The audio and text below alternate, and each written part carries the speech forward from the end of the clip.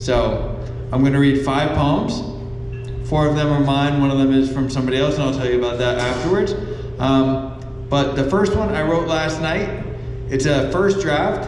I want to try it out. I don't know how it is, but I wrote it on a typewriter. I used to do that all the time.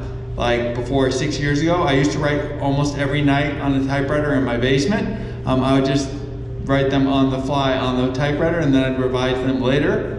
But I came out with poetry on typewriter, so I tried that once again last night. I haven't done it in like 6 years.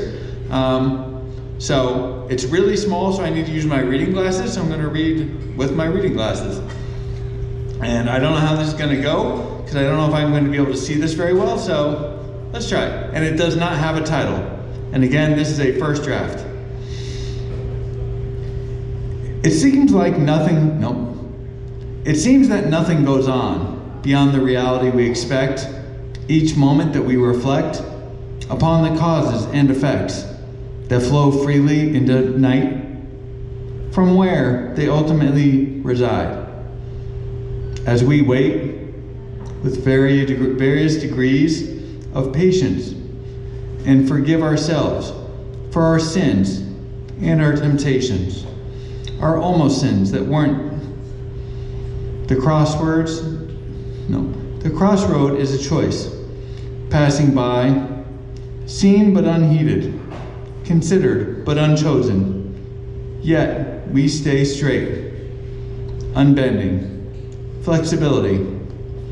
We scoff from our, I can't read that word, from our rests up high, from our seats up high in the bleachers, flicking down on the unfinished game. That didn't go as well as I hoped, but that's it. So that's the first draft. I will revise it. So I write all the time. So these next 3 I wrote last week. And I usually write every day since 2020. I've written at least a poem a day. So on Sundays I sit down and I just type up my poems that I wrote the past week. And I kind of revise them there. So these are all revised a little bit. This first one is called Haunting. So haunting. Somehow the present is haunting my present. This moment is always with me. Topics and words repeat in my mind, stranded moment in time. The reality of each moment echoes across itself. Even when I try to escape, it always comes back. It keeps coming back. Such a shame. I don't want it. I don't need it.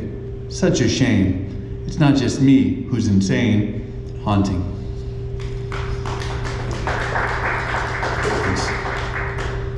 So this one is also from last week. This one's called To Church. To church.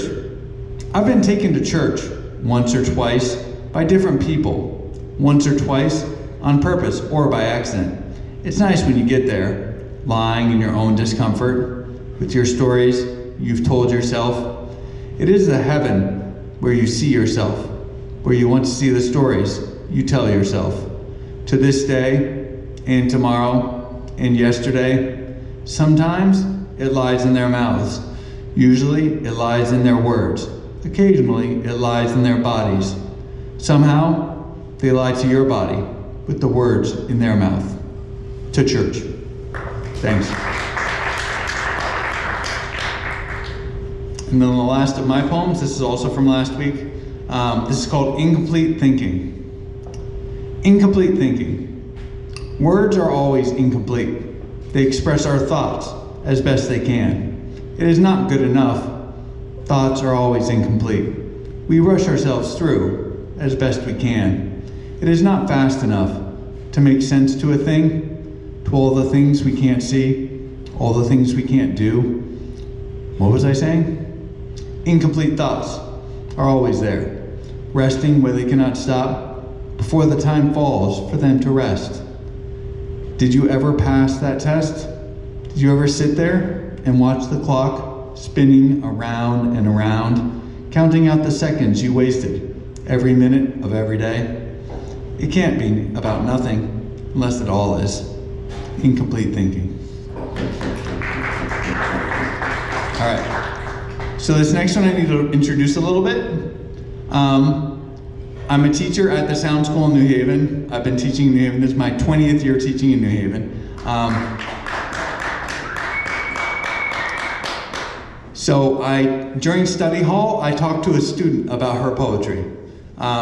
And she told me I could read she asked me if I would read one of her poems because she knows I do open mics and stuff like that. She knows I write poetry. She asked me if I'd read one of her poems. I told her I never read anybody else's poem at an open mic, so I'm gonna try that now. She gave me a poem that she said I could read. She is not my student, I just have study hall with her, and she knows I write poetry because lots of the students at my school know I write.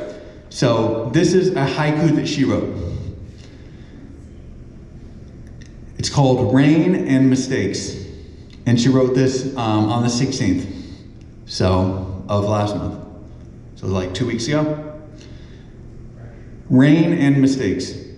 The sky is angry, takes its anger out on us, blinds us from our world. Rain and mistakes. All right. I think it's pretty good. I read it and I thought it was good, so I told her I'd read it. And again, grab a rainbow color. I have lots of colors of these. Get your pamphlet. Get your screed. Thanks, guys. Get your Simon, everybody. That's Simon up there.